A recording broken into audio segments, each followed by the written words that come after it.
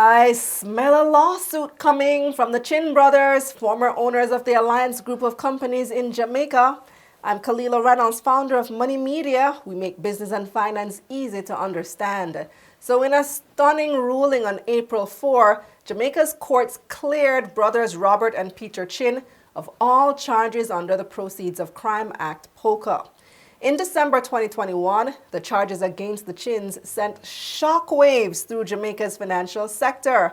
Alliance was one of the largest Cambio operators in Jamaica, handling a reported 30% of all MoneyGram transactions and more than 8% of all remittance inflows on the island.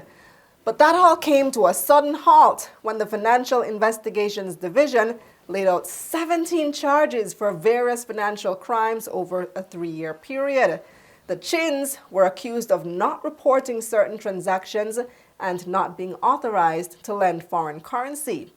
A few days later, the Bank of Jamaica, which regulates all financial institutions, suspended Alliance's Cambio and remittance licenses effective immediately. The move left 500 employees suddenly jobless just a couple weeks before Christmas. Alliance had also been in the middle of launching an IPO, which I had just interviewed the Chins about when the news broke. They were planning to raise 2 billion Jamaican dollars from the IPO, but of course, with the reputational hit, that had to be cancelled. In 2022, Alliance eventually sold its business to Sagicor Jamaica. But then, on April 4, 2024, a judge upheld a no-case submission by Alliance's defense attorneys, King's Counsel Tom Tavares Finson and Sean Christopher Castle. The judge said that the case did not pass the threshold for going to trial.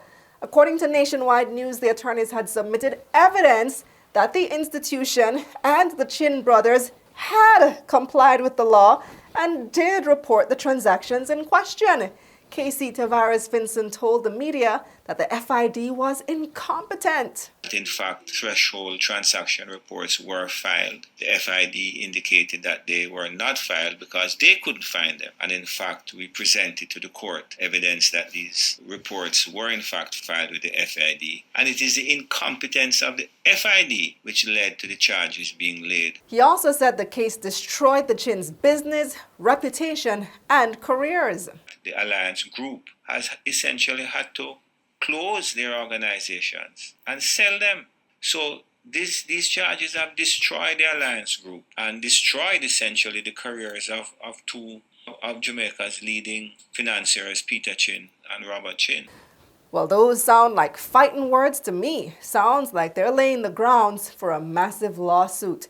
It's certainly a gross embarrassment for the FID at the very least, and a blow to Jamaica's entire financial regulatory system.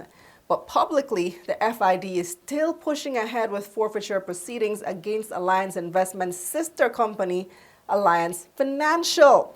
In 2022, Alliance Financial was fined over $20 million after pleading guilty to several financial crimes. That case is currently before the Supreme Court.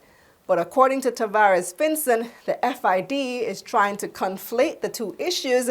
He claims that Alliance Financial pleaded guilty to minor regulatory breaches as part of a plea arrangement.